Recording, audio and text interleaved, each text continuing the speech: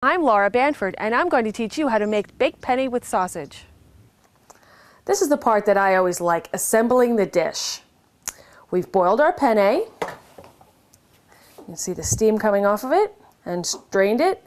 We've made our sauce. We've made our ricotta mixture and diced up our fresh mozzarella. So now everything goes into the baking dish.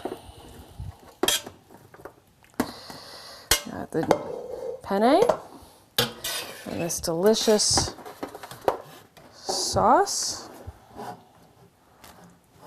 Look at all that sausage in there. Tomatoes, carrots, celery, onions, garlic, but it wasn't too hard to make. And we have our ricotta mixture. Dollop that, just put dollops of the ricotta.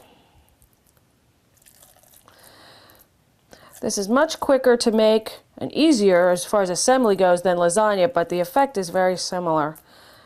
And you probably noticed that.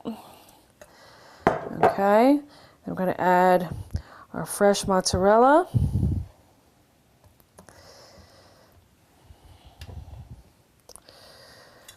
Smooth that out. Looks good. Making me hungry. When we come back, we're going to bake this terrific dish. See you then.